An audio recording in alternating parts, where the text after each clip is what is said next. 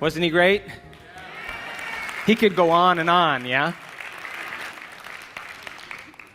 I'd like for you to turn to the person next to you, look them in the eye, and I would like you to introduce yourself as an unlimited, infinitely wise, powerful, eternal creator of reality.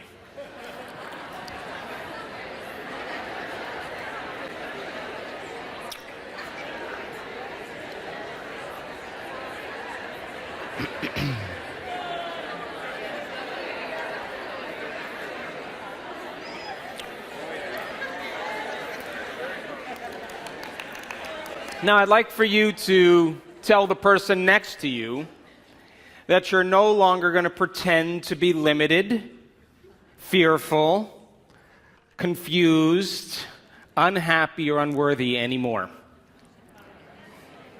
Because we pretend that, you know.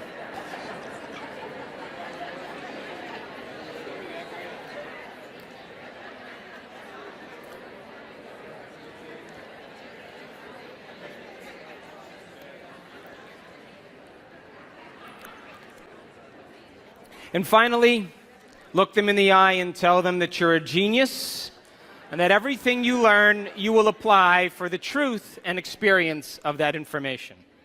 Come on, you could do this.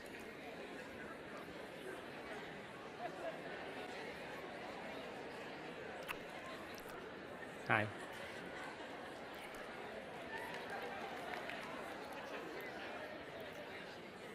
It was 1986, and I was in a triathlon in Palm Springs, California, and I was on the biking portion of the race, and I was coming up to this turn, and I was going to negotiate a turn, and there were two cyclists on the corner, and I was locked in on the police officer who was standing on the corner like this. He had his hand on his knee, and he was pointing at me, and he was telling me to make the turn. He was going like this. And I was exerting all of my effort to pass these two bikers, and I kept my eye on him the entire time. And as I made the turn, he had his back to the oncoming traffic. He wasn't looking to see who was coming, so when I made the turn, there was a four-wheel drive vehicle going about 55 miles an hour that hit me from behind. And it was an 83-year-old woman who had somewhat of slow reflexes. And when I landed on the ground, the bumper was still coming towards me, so I grabbed onto the bumper and took a little ride for about 20 yards, and then she stopped short, and then I rolled down the road. Now, as I laid there on my back, I realized that this just wasn't a sprained strain. And I could feel the blood pooling in my thoracic cavity. And so they took me to JFK Hospital in Palm Springs, and I went through a series of tests, X-rays, CAT scans, MRIs. And the next morning I woke up after about 12 hours of tests, and I'll never forget because the whole side of my body was stuck to the sheets, because I was all abrased, you know. So they had to come with a squirt bottle and squirt the sheets and slowly peel them off me. And the doctor came in, he put up the side view of my x-rays, and he said, listen, you have multiple compression fractures of your thoracic spine. You have 6 broken vertebrae. One of the vertebrae is more than 60% collapsed, and the arch that contains the spinal cord broke like a pretzel, so I had pressure on my spinal cord. Now, when you take blocks of vertebrae or columns of vertebrae and you compress them when you land on your butt, the bone fragments, the volume of the bones compresses, but the volume has to go somewhere.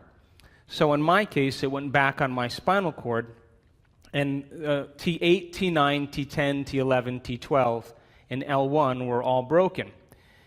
Now, the T8 vertebrae was more than 60% collapsed, and that's where the neural arch was broken. And so he came in and he said, listen, the typical surgery for this is a Harrington rod surgery. And what they do with Harrington rod surgeries is they cut off the back parts of your vertebrae, like they saw them off, and then they put in these long stainless steel rods. In my case, they were over 12 inches long, from the base of my neck to the base of my spine. And then after they screw them in to stabilize the fracture and pull the fragments off the cord, then they cut a little piece off your hip and then they paste it over the top. Now, if I had seen an x-ray of a person or a CAT scan or an MRI of a person with my condition, I probably would have recommended surgery. But this was me. And I couldn't rush off immediately and just agree to having that type of aggressive procedure done on me. So the next day, the chief neurosurgeon from the hospital came in and paid me a visit, and he said, look, you don't really have much choice. You need Harrington rod surgery. Your neural arch is broken. You have bone fragments on your cord. You have some neurological compromise. You have a lot of problems going on here, and we need to do something right away. If you don't have the surgery, you probably won't walk again. So I said, well, does anybody not have the surgery? He said, in my 26 years of doing surgery, I've never seen anybody go against this recommendation. So I decided after that it would be a good idea to return back to San Diego where I lived. And so an ambulance came and took me back to Scripps Hospital. And when I arrived at Scripps Hospital, the medical director of Scripps Hospital was the perfect picture of the physician that your mother would love. He had the salt and pepper hair and the mustache and the lab coat, and he had the stethoscope around his neck. And he just walked in and he locked eyes with me and he said, we have to get you on the operating table right now. And then he said, if it was my son, he would be in there. And he was so credible and so confident that I wanted to believe him. But I said, whoa, I'm just not ready to make that decision right away. And of course, he was very convincing and very aggressive, and he said, if you don't make the decision within 2 days, your bones are going to naturally start to heal to the best of their ability. Bone, fragments and strings of calcium are going to begin to interlock, and your bones are going to start mending. And if you decide to have the surgery after that point, we're going to have to cut you open from the front and the back and do a radical surgery, and the mortality rate is pretty high. And he left. Now, I don't know about any of you, but I think that the worst of human suffering has a lot to do with indecision. And I laid there on the bed that day, wrestling with what I knew intellectually in spinal biomechanics and wrestling with what my heart was telling me. I was a 24-year-old kid at the time. I was living a great life in Southern California, and all of a sudden my life came to a stop. And when you're in trouble in your life, when the people around you that are your friends, I had friends that were medical doctors, chiropractors, naturopaths. I had psychotherapists that were my friends, doctors of Oriental medicine. They were all around my bedside. And you're in trouble in your life when someone pats you on the shoulder and they say to you, we know you're going to make the right decision. Which really translates into, I am so happy I'm not you. And I could feel their discomfort in the room. And they filed out one at a time. And that night, I wrestled with myself for hours. And I decided that I would get one more opinion from one more surgeon before I made my final decision. And in walks this 6'2", very large man, about 320 pounds, He takes a look at my x-rays and he says, well, listen, we don't have to put 12-inch stainless steel rods in your spine. We can put 8-inch stainless steel rods in your spine and then leave them in for a year and then take them out and then put 6-inch stainless steel rods in your spine. And as he was talking, I was kind of watching him talk, but I kind of faded him out, and I started thinking about spending the rest of my life living on addictive medications and having a handicap. And I thought, well, gosh, I really don't have much to lose here. So I came back and I said, hey, Doc, don't you think that would limit motion in my thoracic spine? And he said, what? You don't have any motion in your thoracic spine. And I kind of glanced over him and I thought, maybe you don't have any motion in your thoracic spine. But I have a whole lot more motion. I was running a martial arts studio in Pacific Beach, and I had a yoga studio a pretty large yoga studio where we were running classes. And in that moment, something clicked for me. And I knew that wasn't an option. And so I checked out of the hospital that day without the surgery, and I went to some friends' home. And I made a deal with myself that I would do two things. That I believed in the simple concept that the power that made the body heals the body, and it doesn't happen any other way. That there's an intelligence within each and every one of us. Call it the spiritual intelligence, call it chi, call it universal mind, innate intelligence. There is an intelligence that's giving us life. That your heart beats over 2 gallons of blood per minute, over 100 gallons of blood in 1 hour, over 100,000 times in one day through 60,000 miles of blood vessels, and your vascular system is 3% of your body weight. You lose 10 trillion cells every second. One single cell goes through the order of 100,000 chemical reactions in 1 second. Now multiply that by the 70 or 50 trillion cells that make up your body. So I realized I wasn't going anywhere. I wasn't doing anything. I was laying face down, and I wasn't moving. And I made a deal with myself that if this intelligence was real, I was going to begin to develop a relationship with it, to begin to interact with it, to begin to give it a plan, a template, a design of exactly what I wanted. And if it was a consciousness, and consciousness is awareness, and awareness is paying attention, noticing, so if it's paying attention to me, I'm going to give it a very clear picture. And I'm going to give it a picture that's unpolluted. And I'm going to be completely present with it. Now, when you're present with somebody, they usually know, right? If you're present with your children or your spouse or in a relationship, when you're present with someone, it means you're paying attention and they know that you're present. But you know when someone's not present with you, yes? So I said, look, I am going to give a very specific reconstruction of my spine, and I'm going to start vertebrae by vertebrae, and I'm going to rebuild my entire spine.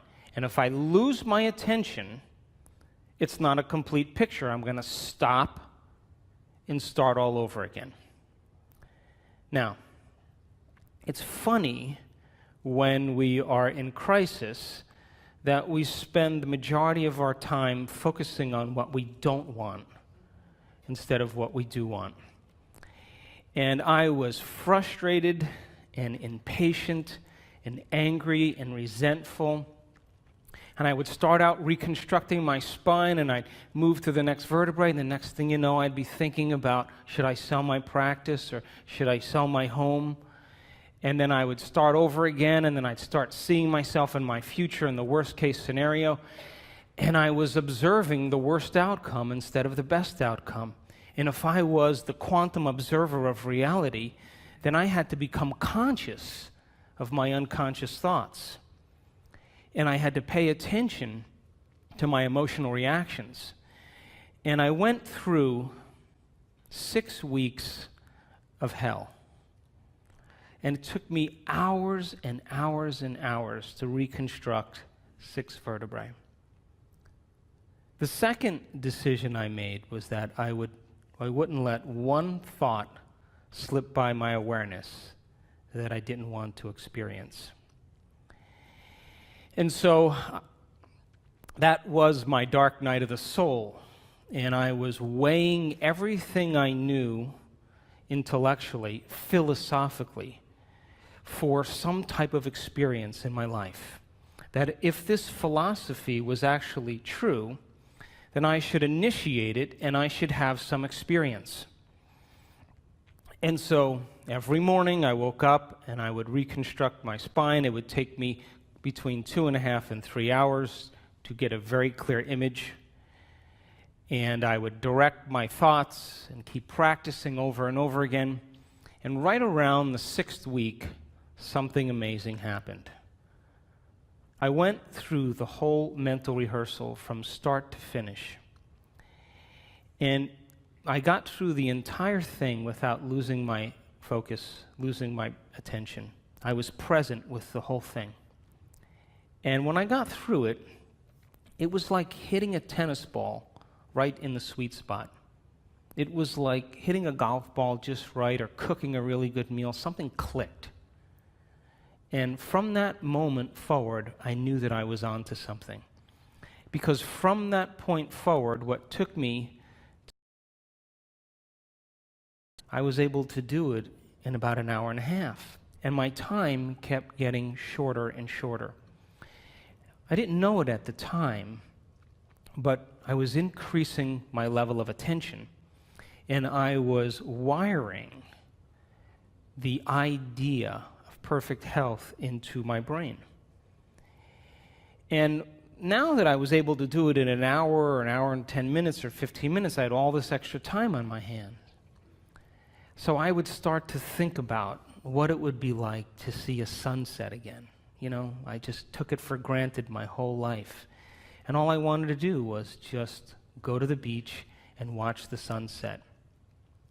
Or sit up and have lunch with my friends again, or use the shower. Just do the common things that we all take for granted. And I would reconstruct my spine, and then I didn't know it at the time, but I would begin to select different potentials that existed in the quantum field. And I would intentionally observe that outcome. And then I would emotionally embrace what it would feel like to be in that future experience in the present moment. And what I was doing was I was marrying a clear intention with an elevated emotion. And my body, as the unconscious mind, began to believe it was in that future reality in the present moment.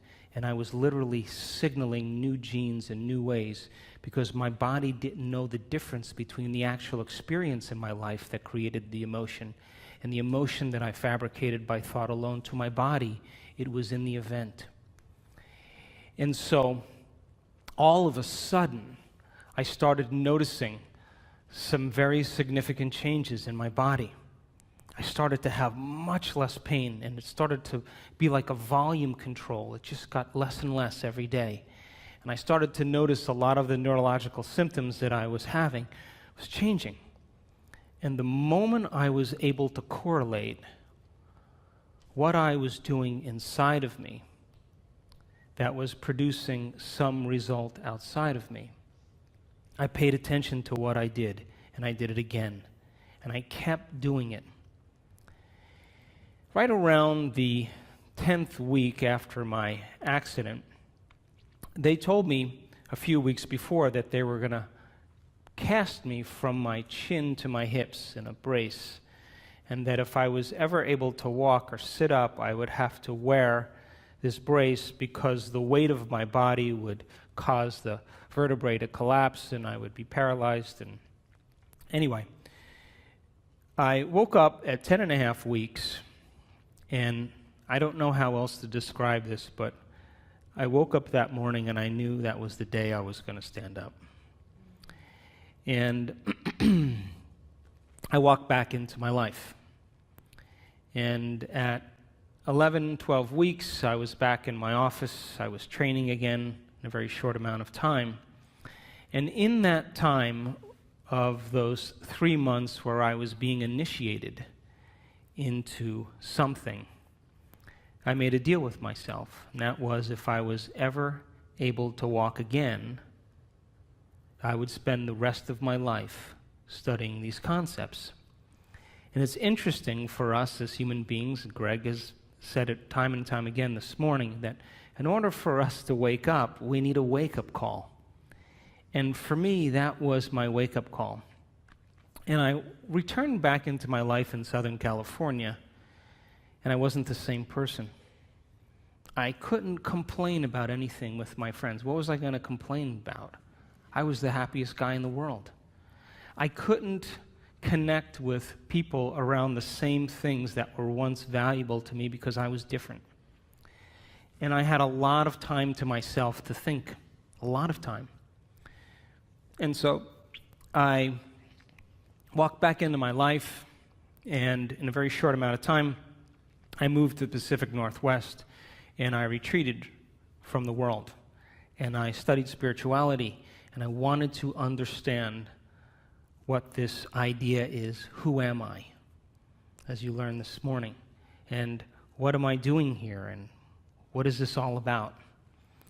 And got very, very passionate about science. And as I said this morning when we started, science to me is the contemporary language of mysticism. The moment you start talking about tradition or culture, or you talk about religion, you divide an audience, but science tends to unify a community. And if it's explained in a simple way, then it empowers people about themselves and to begin to come out of their resting state and apply it to see if you could have the experience of that philosophy so you can understand the truth or the wisdom behind it. And so after a period of time, I started getting very antsy, and I wanted to see if there were other people around the world that were sick or diseased in some way, and if they were treating conventionally or unconventionally, if they got better all of a sudden. And I wanted to know what the cause was that produced that effect. So I traveled to about 17 different countries, and I interviewed people that were diagnosed with cancer and diabetes and heart conditions and rare genetic disorders that medical science had no solution for, lupus and MS. And all of a sudden, these people had a very quick change in their health. And I wanted to know the correlation between the cause and the effect.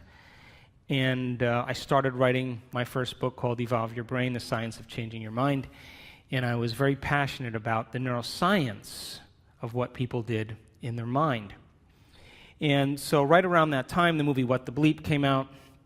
And Will Arntz, the producer, writer, and director of What the Bleep, approached me and said, do you want to be in this movie? This is what it's about. We're going to marry quantum physics with neuroscience, with neuroendocrinology, with genetics. We're going to tell a story about emotions and past and how people perceive their reality. So I didn't think anything of it. I said, yeah, sure, I'll be in it.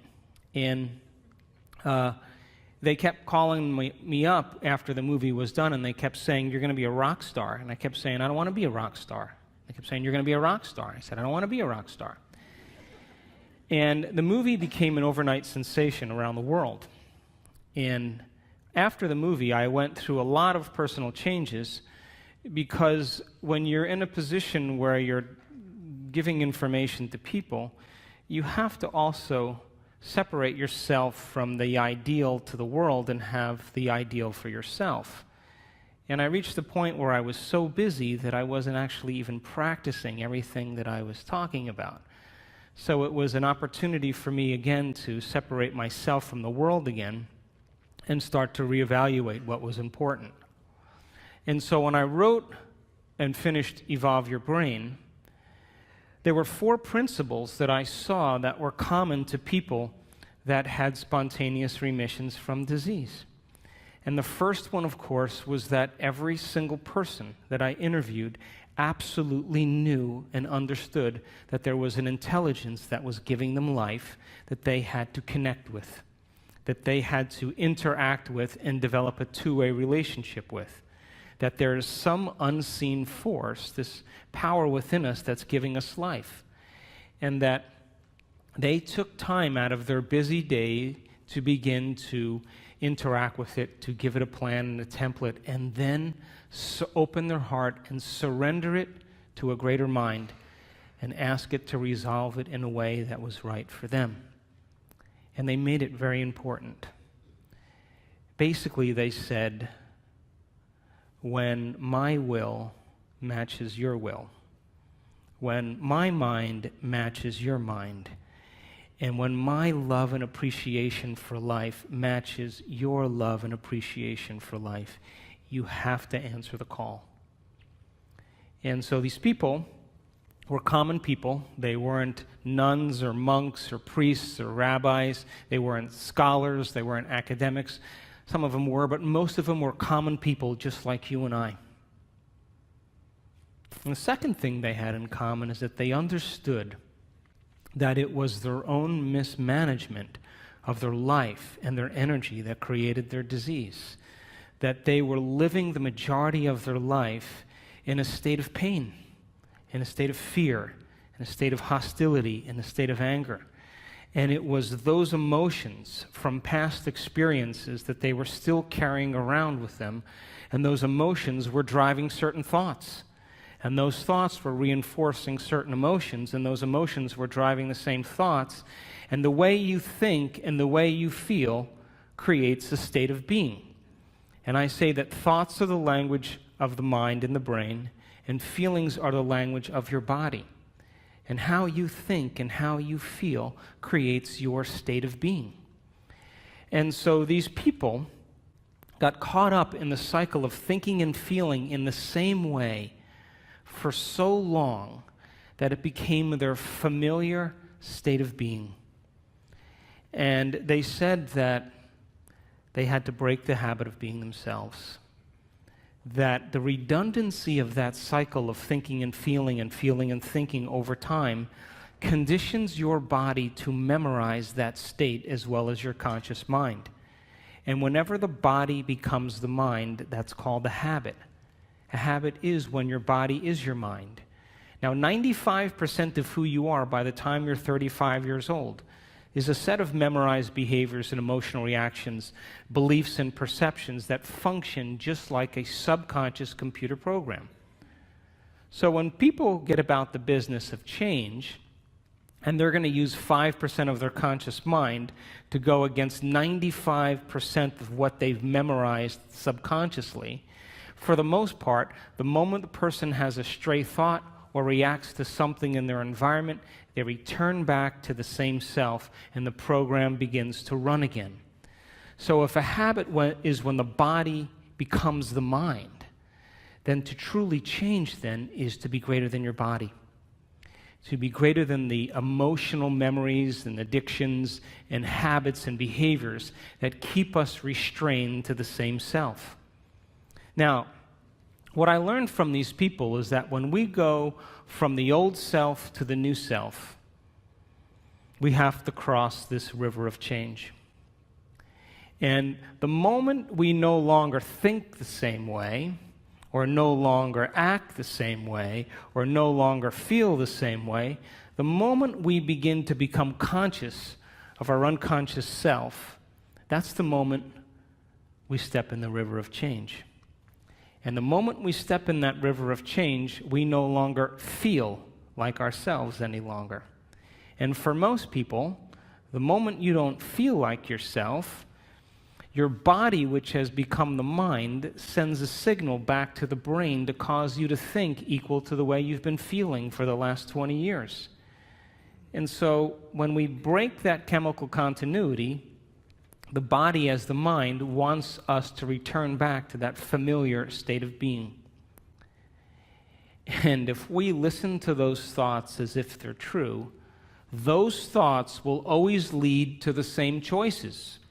The same choices will always lead to the same behaviors. The same behaviors will always create the same experiences, and the same experiences will create the same emotions, and those same emotions will drive the same feelings, and the person will say, "This feels right." But in fact, it just feels familiar. Now, when we go from the old self to the new self, there is a biological, neurological, chemical, genetic death of the old self. There is a biological withering, breakdown of the old self that's connected to a feeling. And when you begin to understand that crossing the river of change, you're not going to feel like yourself any longer, and the body is going to go through its own breaking of addictions emotionally, then the best way then to predict in this place, this void, this unknown, is to create a new self. And these people actually began to do something amazing.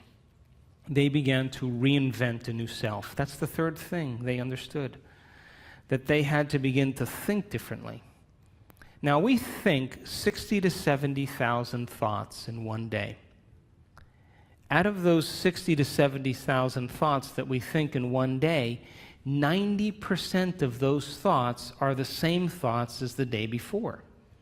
So the same thoughts will always lead to the same choices, yes? Same choices will always create the same behaviors. The same behaviors will create the same experiences, and the same experiences will always create the same emotions, and those same emotions will drive the same thoughts, and that's called a personality. And your personality creates your personal reality. That's it. And your personality is made up of how you think, how you act, and how you feel. So the present personality who's sitting here today has created their present personal reality called their life. Which means then, if you wanted to create a new personal reality, then you would have to start to think about what you've been thinking about, yes? And change it, yes? And you would have to begin to pay attention to those habits and behaviors and become conscious of them, yes? And then you would have to look at the emotions that you've memorized that keep you connected to the past and ask yourself, are these emotions loving to me? And so I realized that most people try to create a new personal reality as the same personality, and it doesn't work. We literally have to become somebody else. So then you would have to agree with me then all this information that you're learning today would inspire new thoughts, yes? And new thoughts should lead to new choices, yes? And new choices should lead to new behaviors. And new behaviors should lead to new experiences. And then new experiences should create new emotions, yes? And new emotions should inspire new thoughts, and that's called evolution, yes? So then those emotions that Greeg was talking about this morning, that the majority of people in the Western world spend the majority of their life living by the hormones of stress. Now, stress is when your body's knocked out of homeostasis. The stress response is what your body innately does to return itself back to order. That's the first definition of resilience. Now, you have three types of stress. You have physical stress, like an injury, an accident, a fall, a trauma. You have chemical stress, like viruses and bacteria and blood sugar levels and heavy metals and hormones and foods and hangovers. And then you have emotional stress, right? Traffic jams and internet connections and second mortgages and single parenting and 401ks. And each one of those things knocks your brain and body out of balance. And all organisms in nature can tolerate short-term stress. If the deer gets chased by a pack of coyotes, if the deer outruns the coyotes, 15 minutes later it goes back to grazing and the stress is over. Human beings are different. We can turn on the stress response just by thought alone. You can begin to think about some future worst-case scenario, And because the privilege of human beings is that we can make thought more real than anything else, we can focus on that possibility to the exclusion of everything else. And you can knock your body out of physiological balance just by thought alone, and your body, as the unconscious mind, believes it's in that experience in the present moment. And we can unfold past bitter memories that are tattooed in the recesses of our gray matter, and like magic, we bring them to life, and in that moment, it's real. And so the hormones of stress long-term push the genetic buttons that create disease, and no organism can tolerate living in emergency mode for extended periods of time. So then think about this. You can turn on the stress response just by thought alone. How many people have done that? You've done that? It's called being human, right? And we know that the hormones of stress dysregulate and downregulate genes to create disease.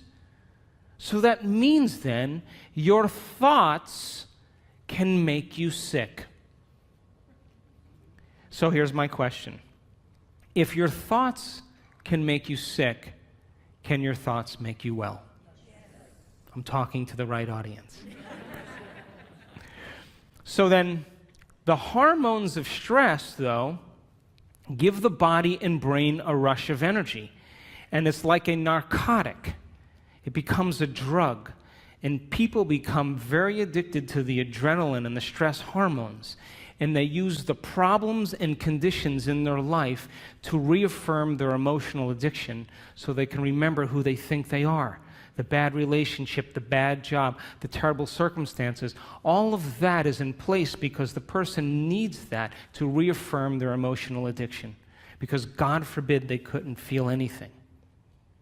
So then if the hormones of stress become like a narcotic, and you can turn on the stress response just by thought alone, then we could become addicted to our own thoughts. How many people are still with me? So then if you become addicted to your own thoughts when it comes time to change, then you can understand then, just like an addict, the moment you're no longer thinking certain thoughts that are making certain chemicals for you to feel a certain way, and those feelings drive the same thoughts. You know, like if you have an insecure thought, you begin to feel insecure, right? Come on. And the moment you feel insecure, you're going to think more insecure thoughts, yes? And if you keep doing that for 20 or 30 years, it's going to feel pretty familiar, yeah? And then you're going to say, I am insecure. Well, whenever you say, I am anything, what you're saying is you're commanding your mind and body towards a destiny. So if the body has been conditioned to the mind of insecurity, don't you think then the moment you're no longer going to think insecure thoughts and fire and wire those circuits in your brain and then produce the blend of chemicals for you to feel that way, don't you know your body is going to do what? It's going to look back up at your brain and say, hey, I modified my receptor sites for you. We've been doing this for 20 years. I'm counting on those chemicals coming. Now you're just going to stop? And it's going to start sending signals back to the brain. And the hardest part about change is not making the same choice as you did the day before.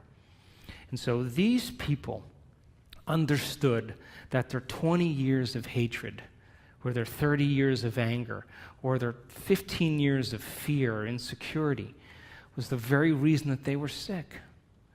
And because feelings and emotions are the end product of past experiences, and we can remember experiences better because we can remember how they feel, if the environment signals the gene and the environment produces a chemical reaction, then as long as you're feeling the same way every single day, there's no new information coming from the environment, and you keep signaling the same gene. How many people are with me?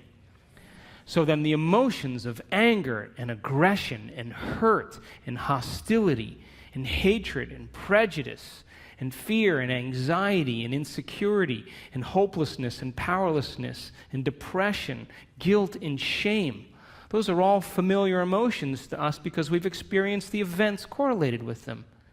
How many people are still with me? And it's those emotions that are derived from the hormones of stress. And if you keep knocking your body out of balance, that imbalance becomes the new balance, and you're headed for some type of disease. And these people began to realize that they had to change that. And when we react to something or someone in our life, there's always a change in our chemical state. We're altered in some way. And if you don't know how to control your emotional reaction to that event in your life, and that chemical refractory period continues for hours or days, that's called a mood. What's wrong with you? I'm in a mood. Oh, really? Why? Thought you'd never ask. Well, this thing happened to me 5 days ago, and I'm living by the same emotional reaction. Now, if you keep that refractory period going on for weeks or months, that's called a temperament. Why is he so angry? I don't know. Why are you so angry? Well, this experience happened to me 9 months ago, and I'm living by the same emotional reaction. One long refractory period. And if you keep it going on for years on end, that's called a personality trait. And most people wear their emotions layer by layer, and they believe that's who they are. And there was an article in Scientific American just 2 months ago that scientists said that 50% of what you say about your past is not true. Because you're not the same person. You make up stuff. And so then, if feelings and emotions are the end product of past experiences, now stay with me. Did Greg say we need to think differently? Yes? So how many people in this audience believe that the way you think has something to do with your life? You do, yes? Okay, so feelings and emotions are the end product of past experiences, yes? You can remember experiences better because you can remember how they feel, yes? So then, if you can't think greater than how you feel, or feelings have become the means of thinking, are you thinking in the future or are you thinking in the past? And as long as you're thinking in the past, what are you creating more of? Quantum model of reality still applies. And so, if you're feeling the same way every single day, then according to our biological model, it means nothing new is happening in your life. Is that right? Because how many potentials exist in the quantum field? How many? So with every new experience, there should be a pretty good emotion, right? You should feel overjoyed or in awe and wonder, or excited or inspired or in gratitude or appreciation, an elevated emotion. But living by those same familiar emotions means nothing new is happening in your life, and the body as the unconscious mind, as long as we're living in the same familiar feelings, is believing it's in the same past experience 24 hours a day, 7 days a week, 365 days a year. And if the body's become the mind of that emotion, then the body literally is living in the past. And we can't create a new future holding on to the emotions of the past. So these people began to realize that no one or nothing was worth it, and that the hormones of stress endorse the ego for us to become selfish. Because when an animal is threatened by something in its external environment, the job of the organism in emergency and survival is to take care of the self. And we identify the self as a body in the environment and in time. When the zebra is being chased by the lion, she's only concerned about 3 things. Her body, like I better take care of this, so I better put my attention on it. The environment, where am I going to go? And how much time do I have to get there? And when you and I live by the cocktail of those stress hormones, we obsess about our bodies, our hairstyle, our face, our weight, our problems, things in our environment, things we have, things we don't have, and we obsess about time. But that's not who you are. Because as long as you're living by the hormones of stress, you're living as a materialist. Because the hormones of stress cause us to believe that the outer world is more real than the inner world. And those hormones absolutely make us feel separate from possibility. Why? Because when you're being chased by a lion, it's not time to create. It's not time to trust. It's not time to learn. It's time for emergency. So the majority of people in the Western world spend the majority of their time preparing themselves for the worst case scenario and protecting themselves from it. They're basically trying to predict the future from the past. And when we get it right, you know what we say, right? You need to hang out with me. See how smart I am? But what happens when it doesn't happen? That's called anxiety. That's called neurosis. It's called insomnia. And so when we live by the hormones of stress and we're defining reality by our senses, we become materialists because we feel separate from possibility, and all of our attention goes on our bodies, the environment, and time. Another way to say that is, from a quantum perspective, the atom is 99.9999% energy and information, and we're putting all of our attention on the particle, and we're missing out on possibility. And so these people had to hit a point of crisis where they finally started taking their attention off their outer world and started to ask themselves some bigger questions. Who am I? What is a greater expression of myself? What would I have to change to be happy? Who in history do I admire that I want to be like? And they began to contemplate and speculate and rehearse who they were going to be if they got better. And the mere process of thinking about who they were going to be began to change their brain. And when you marry a clear intention is a thoughtful process, with an elevated emotion, that's a heartfelt process, you move into a new state of being. And as they began to remind themselves every single day of who they no longer wanted to be, and they reminded themselves every day of who they did want to be, they began to cause their brain to fire in new sequences and new patterns and new combinations. And whenever you make your brain work differently, you're changing your mind. Because according to neuroscience, mind is the brain in action. Mind is the brain at work. So they reminded themselves every day of who they wanted to be, and they began to fire and wire new circuits in their brain that became the very platform or the foundation of who they would become. But here's the point. They said, I'm not getting up from this meditation until I feel like that person. Now, the privilege of being a human being is that we can make thought more real than anything else. And when the thought in their mind became the experience, their heart began to open, and their body, as the unconscious mind, began to believe it was in that new future, in the present moment, and they were literally signaling new genes in new ways ahead of the environment. And as they began to fall in love with themselves and gave thanks before it was made manifest, the emotional signature of gratitude means the event has already happened.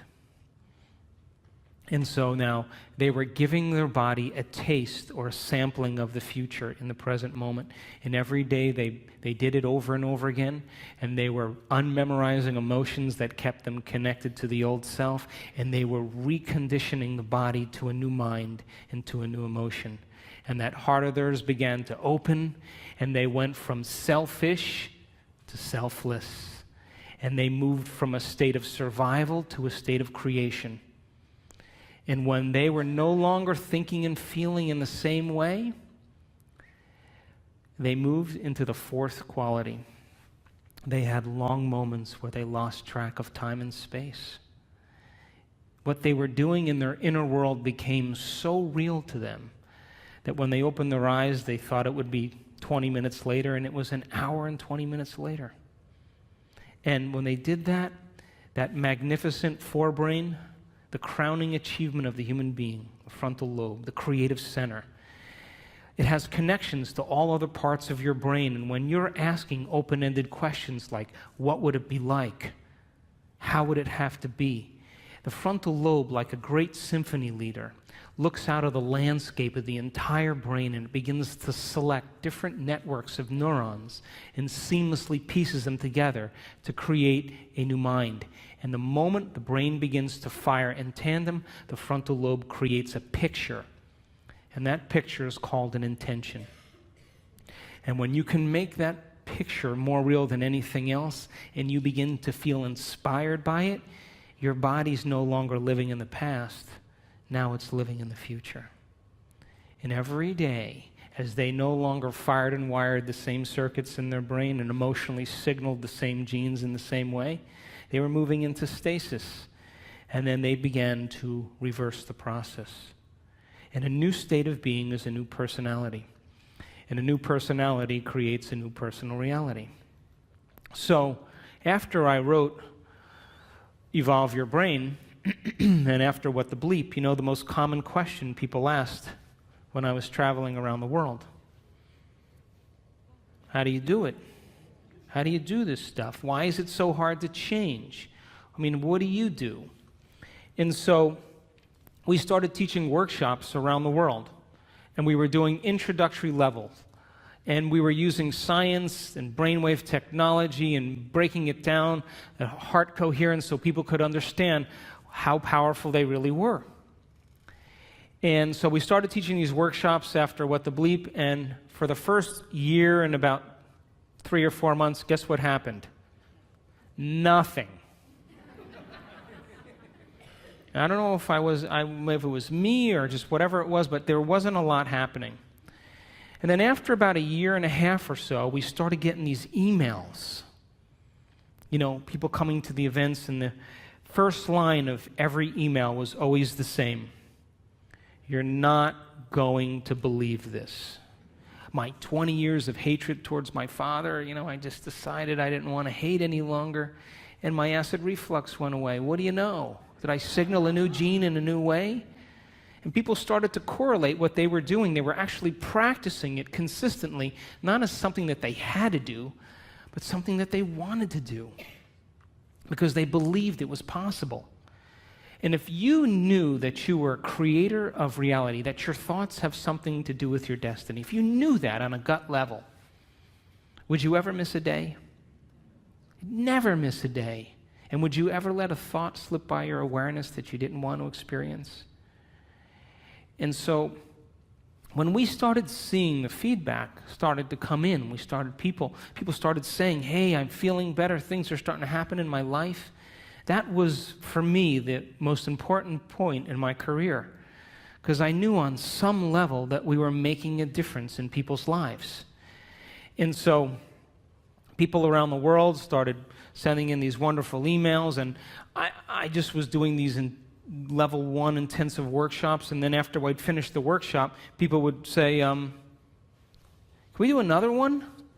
I'd be like, okay, we'll do another one. So we did like these level 2s, and then after level 2, someone said, can you do a level 3? And I said, okay, we'll do a level 3. Then after level 3, someone said, can you do another one? I said, I don't think I know anything else. But we kept doing them. I kept learning, and we were in Seattle a couple years ago, and we did a progressive workshop. And there was a lady with MS whose wheelchair, her motorized wheelchair, broke down. And she came anyway. And by the end of that event, she was walking across the room, unassisted, with no limp, and the motor functions in her leg came back. Now, I have to tell you, I was more surprised than anybody. Because now I knew that we were signaling new genes in new ways in real time. We could talk about genes forever, but your genes are a library of potential. They're a library of possibility. They're a parts list. And when you begin to do something differently, when you begin to think something differently, when you begin to experience something differently, when you begin to emotionally embrace something differently, you're literally changing your genetic expression. And when you turn on new genes or activate new genes, those genes turn on to make new proteins. So then, People were literally turning the genes off or down-regulating the genes that had to do with their disease and up-regulating new genes right in their meditation, and their body began to change before our eyes. We did another event then, a few months later, and another lady with MS was dancing around the front of the room. Now, there's a scientific part of me that I just couldn't overlook this. And I became very, very passionate about this idea called information to transformation. And I said that if it's happening in real time, people are doing amazing things. Common people just like you give them information, really profound information that has to do with the truth of the way reality really is. And you begin to have them share that information where they can repeat it. They're wiring it in their brain. Would you agree? If you can repeat something, it's in there, yes? The latest research that was done by Kandel, the Nobel Prize laureate, he said that when you learn a new bit of information, you double the connections in your brain in certain areas from about 1,300 to 2,600 new connections. As a matter of fact, every time you learn something new, you're making a new connection in there. That's what learning is. So he saw that you increase the number of connections in your brain just by learning a few bits of information, but if you don't revisit that information and review it, those connections prune apart within hours, within days. So it's important then for students to be able to learn the information and then repeat it. And then that information, then there should be some instruction, and to demystify it so that they can understand that they can have a new experience. And that new experience should produce some type of transformation. And if it's happening in real time, we should measure that transformation in our seminars. And if we can measure that transformation and begin to interpret it, synthesize it, all of that information then that we've measured is more information to teach transformation better. And if people continue to transform and we measure it, that's more information to teach transformation, and we begin to close the gap between knowledge and experience. How many people are with me? So this year, in February, we did our first advanced workshop, and we had people from all over the world come, and it was in Carefree, Arizona. And I brought in a team of technicians and neuroscientists, and we brought in a physicist from St. Petersburg, and I wanted to begin to measure transformation. And we measured the energy field of the room, because everybody says, oh, wow, the energy was really great in the room. Well, I wanted to see if there were physical changes taking place in the room. I wanted to measure the energy field around people's body. That if photons become excited and you begin to experience elevated emotions, emotions are just energy. And as Greeg talked about, the coherence that's created from an elevated emotion broadcasts a signal into the field that is, feet to meters wide. And then if we could measure all of those things and we can consistently have people retreat from their life for 4 days to no longer return back to the same environment that reminds them of who they think they are. So for 4 days, people retreated from their world. And we started at 6 in the morning, and we went till around 6 or 7 at night. And these people were passionate about transformation. And we recorded amazing things. And I'm going to show you some of those pictures after we take a break.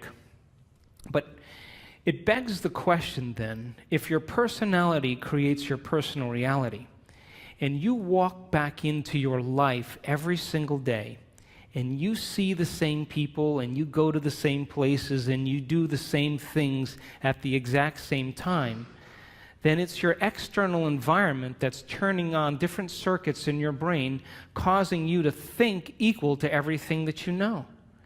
And as long as your same environment reminds you of who you are, and you're thinking equal to your environment, then your personal reality is creating your personality. And there's a dance between the biology in your inner world and the experience in your outer world, and that tango is called karma.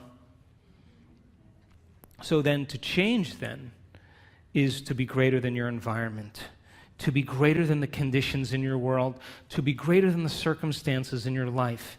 And every great person in history knew this, whether it was William Wallace or Mahatma Gandhi or Joan of Arc or Martin Luther King, the Wright brothers, to have a vision, an idea, a dream, and to begin to no longer keep doing the same things, as Greeg said, because all of the adversity in our life is to initiate us into greatness. It's to call out something greater in us. And so these people retreated from their life for 4 days, and they took away the constant stimulation that reminded them of who they were long enough to change their brain and body to be ahead of their environment. And so we measured some amazing things in these people. We saw people with chronic diseases all of a sudden have normal bodies again. We've had people in our work that were diagnosed with rare genetic disorders. My thinking was, if I knew the things from the people that had spontaneous remissions that I studied, what those commonalities were, we should be able to reproduce them, right? So that's why we developed the model of transformation in our workshops. I just did what people already knew how to do and just used the science to explain it. But we had to get people to reproduce it, because anything that's repeatable is a scientific law, or verges on a scientific law. So I wanted to see if we kept doing it, if we were able to produce some type of consistent change. And we started to see some pretty amazing things take place. We did a second event in July of this year, and we partnered with HeartMath Institute, and people wore the monitors for 24 hours, and we were measuring heart coherence with brain coherence. And I'll show you some pictures of some amazing people that sustained heart coherence for hours. It became a skill. As Greeg said, once you know how to do it, you know how to do it. So when we live by the hormones of stress and all of the energy goes to these hormonal centers and away from the heart, of course the heart is going to be the first organ that's starved of energy. And when we live by the hormones of stress, we will always try to force the outcome. We'll always try to push and make it happen, because we are matter trying to change matter. And one of the things I learned in studying people that did amazing things in these workshops is I watched a lady for a whole hour. I watched her brain on the scan, and her brain was working so hard. And as I watched it over and over again, watched it over and over again, watched it over and over again, the more she tried to change, the worse her brain got. And I went up to her afterwards and I said, how was that for you? And she said, I had the worst meditation of my life. And something clicked in me in that moment, and I knew that most of us, we try to use our brain to change our brain. We try to use the ego to change the ego. We try to use the program to change the program, and it only endorses it. And in that moment, something clicked, and I knew that they had to become pure consciousness, that they had to get beyond their body, get beyond their environment, and get beyond time.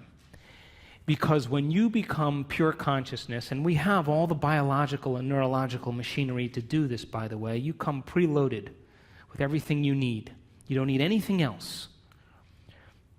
That when you forget about yourself, when you become nobody, no one, no thing, nowhere, no time, and you become pure consciousness, a thought impossibility. The moment you are consciousness, now you have dominion over your body. Now you can change something in your environment, and now you can create some future time. And the moment we saw people become pure consciousness, and we will talk about that after the break, the brain naturally gets organized. The hormones of stress, when we are under the gun of the fight or flight nervous system, the brain and the heart move out of rhythm.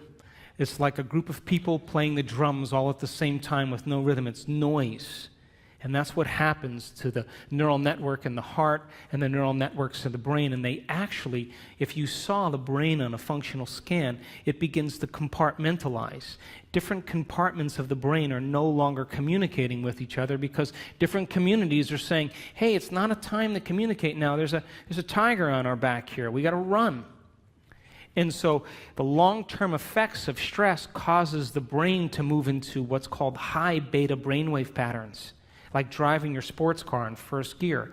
And different compartments of the brain no longer communicate with each other. And if you were to measure that on a brain scan, it's very erratic patterns.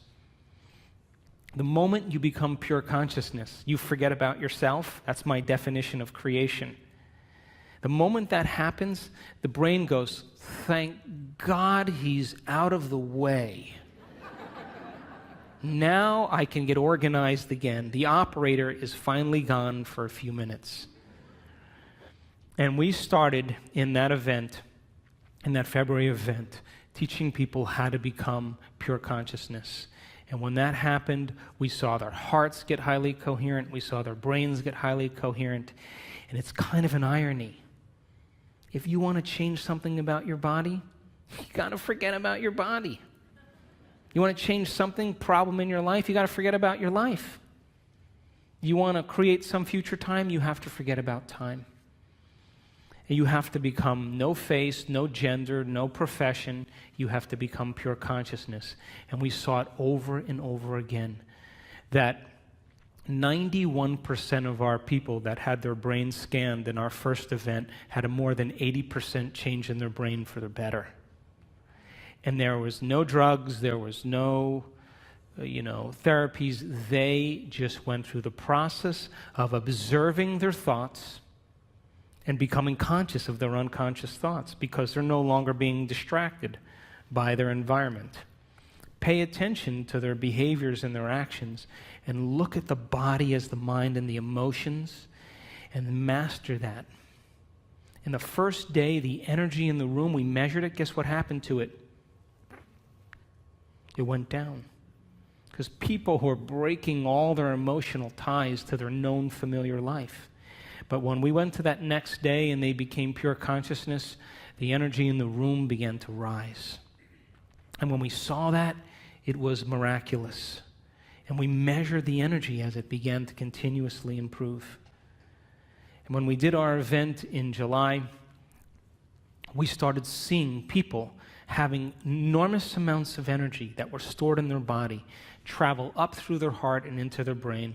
And we captured people with a full-on Kundalini experience, full-on ecstasy in their brain. And they were common people just like you. And boy, I tell you what, after that experience, they could care less about their checking account. They could care less about their problems.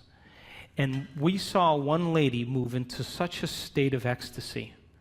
We were watching her on the camera, on the screen like this. And all of a sudden, we saw her brain get very organized. The front of the brain talking to the back of the brain, the back with the front, side to side. Strong level of coherence. And all of a sudden, she went into this high consciousness state called gamma brainwaves. And gamma brainwaves is super consciousness. And I looked at that screen, and I looked at the neuroscientist, and I looked at him again, and I said, I think she's in ecstasy. And we turned around, and she had tears running down her face. She was so connected to something greater. She didn't want the experience to end. I'm going to show you pictures of her brain. She wanted the moment to elongate. She felt so connected, and all of a sudden, when that posterior pituitary turned on and released all that oxytocin into her brain, guess what it did to the amygdala where all the stress circuits are? It anesthetized, it shut down fear, it shut down hostility, it shut down sadness. Those circuits are turned off when oxytocin is like that. And the heart begins to open its vascular channels and motility increases, and she feels connected to something greater. And she would never try to force the outcome in that moment. She's already connected to the outcome. She's trusting in the outcome. And we saw it with more than one person. And so the concept of information to transformation is to empower you that it's possible, that all of this information and science and everything that's coming out right now is for us to do something with. And this is a time in history where it's not enough to know. It's a time in history to know how. And when you give common people the opportunity to understand the truth about themselves, and then you inspire them to go out and try it, to try it like a scientist. Hey, I'm going to change the way I think and feel. I should see some effect in my life. And the moment I can correlate the feedback in my life with what I did, I'm going to do it again. And so we've had people around the world heal themselves of all kinds of conditions. We've had people win the lottery. We've had people create new opportunities for themselves, because nobody is so special to be excluded from this phenomenon. And the phenomenon is that you are a creator. And when you live by the hormones of stress, you forget that, and so do I. And when we live by the hormones of stress, we are always trying to change matter by being matter. We're being a brain trying to change a brain. We're being matter trying to change something in our life. But when people begin to understand how to apply these principles and they begin to practice them and make them a skill, and the more you practice it, the better you get at it. So think about this. What if you woke up in the morning and instead of getting out of bed and doing the same thing as you did the day before and going through the same routine as you did for the last 5 years, what if you woke up in the morning and you place your hand over your heart and you say, I'm going to teach you what it feels like to be noble today. I'm going to train you to know what abundance is. And you begin to marry a clear intention with an elevated emotion, and you memorize that feeling, and you're able to maintain that modified state of mind and body your entire day. Get ready, because something unusual is going to happen in your life. That's the law. And the hardest part about all of this, hardest part, is simply making the time to do it. Making time for our precious selves to decide then, well, geez, I want to be wealthy and abundant. Well, if I want to be wealthy and abundant, then I can't feel lack, because a wealthy person never feels lack. And if I feel lack, I'm going to attract lack. Gold only attracts gold. Lead doesn't attract gold. And so then when we see our life now as an initiation, and we have to meet the conditions in our life from a greater level of mind every day, then wouldn't it be a good idea every day to ask yourself a question like, what is the greatest expression of myself that I can be today? One lifetime today. Can I demonstrate love? Can I be patient? Can I be filled with energy and enthusiasm? Can I give? Who in history do I admire that I want to be like? And you begin to rehearse a new way of being and begin to install the neurological hardware in your brain so you have the circuits in place that when you open your eyes, you're somebody else. And you get that heart-centered emotion going. You move out of these survival centers, and the moment you open your heart, it's a fact. The Heart Math Institute did the research. Take a clear intention and marry it with an elevated emotion, and you change matter. You alter DNA at a distance, because the thoughts you think are like the electrical charge in the quantum field, and the feelings that you emote are like the magnetic charge. And how you think and how you feel broadcasts an electromagnetic signature that influences every single atom in your life. So what are you broadcasting every day? So if you were able to practice it and change your brain and body ahead of the environment every day, then, your friends would go, you look different. Did you change your hairstyle? No. Really? Did you shave your mustache? No, never had a mustache. Really? Did you lose weight? No. Whoa, wow, something's different about you, because they're sensing a change in energy. And when you change your energy, you change your life. How many people are with me? So, great time to be alive, would you agree? We signed up for this. But listen, you can't stand up and in the name of spirituality say, hey, let's all live in gratitude, and get in your car and be like, hey, get out of the way, cut people off. What's that?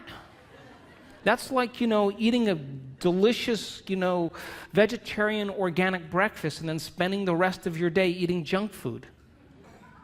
That you have to lay down we have to lay down the very thing we used our whole life to get what we want for something greater to happen. And it means that all of the conditions in our outer world somehow reflect some aspect of us. And if you want peace in the world, you better not be arguing with your coworker. It doesn't work that way. And if you want to experience true fascination for life, make time for fascination.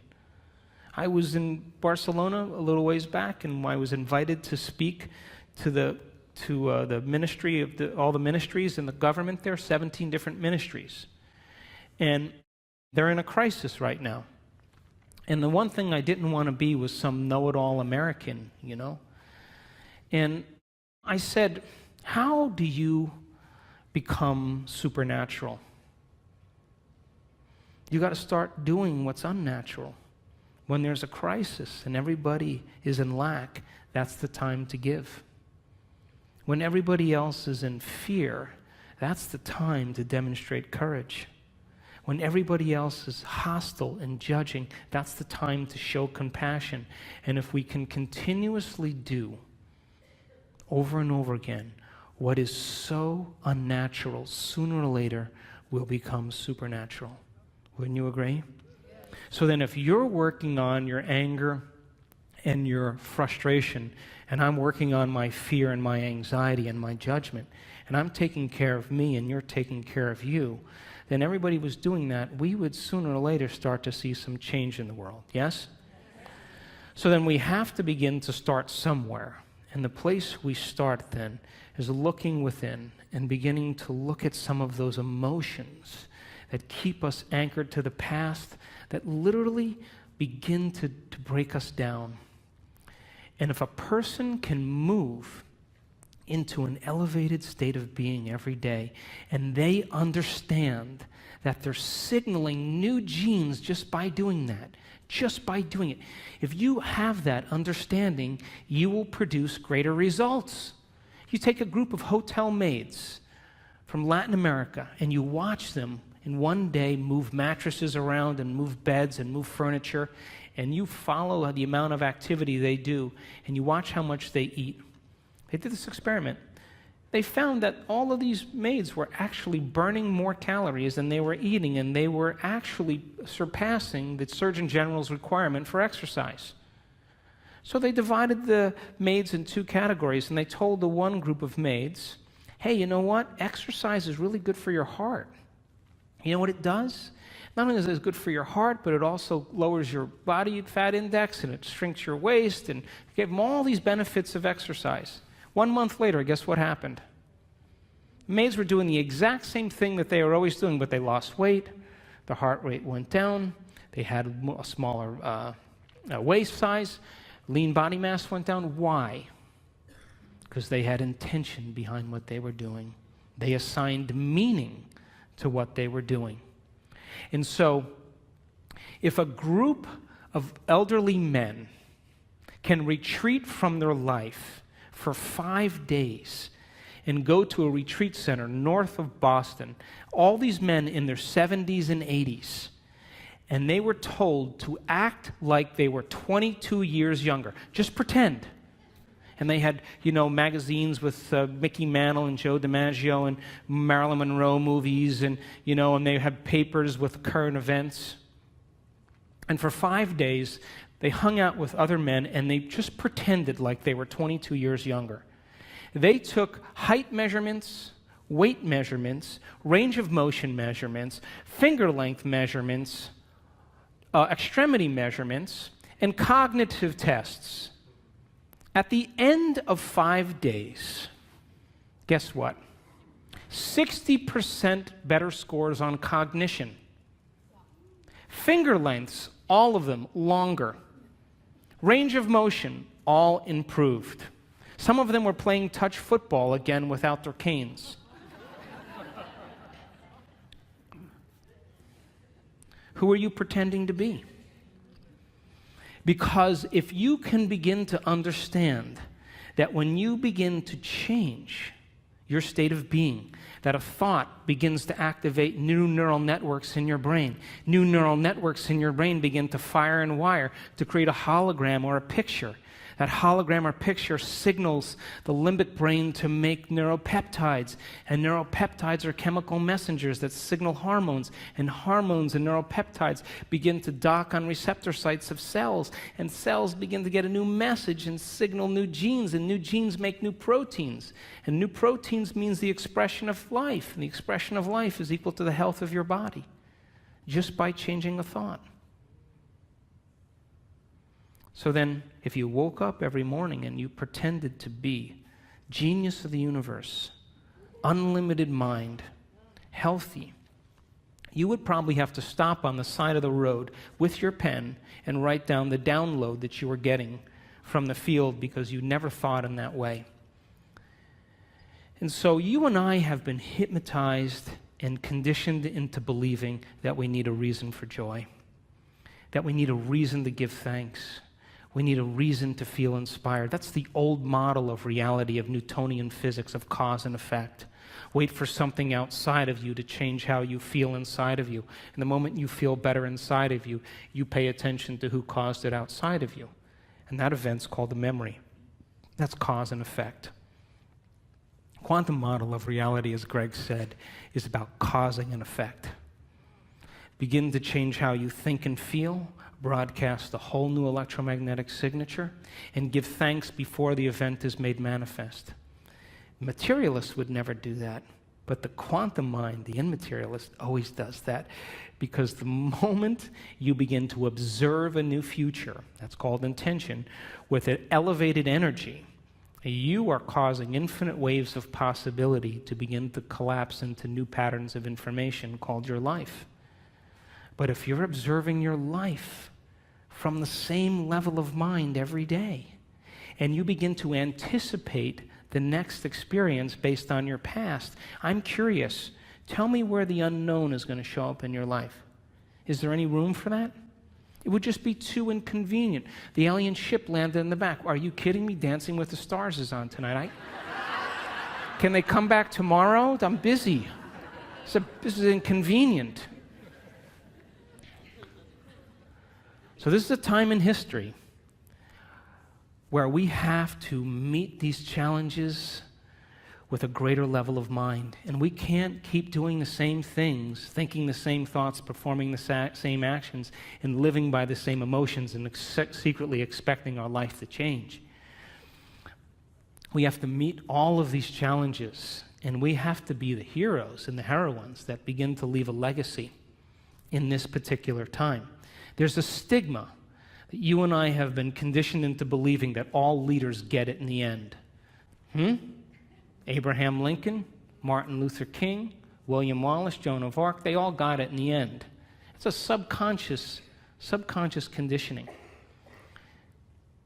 that leaders somehow pay the price with their life. You ever see a group of birds that all move in the same direction? You ever see the fish that all swim in the same? If you study that phenomenon in biology, that's called emergence. You would think that there's a leader, like it's a top-down phenomenon. Turns out there's no leader. It's a bottom-up phenomenon. Everybody is leading. There's one mind, one consciousness. So you can't take out all leaders if everybody's leading now, could you? So this is a time in history where emergence is the model, that we have to lead by example. And all of this information is to empower you to understand that it's possible. So we'll take a 10, 15-minute break. Come on back. I want to show you some slides of some of those pictures. Thanks for listening.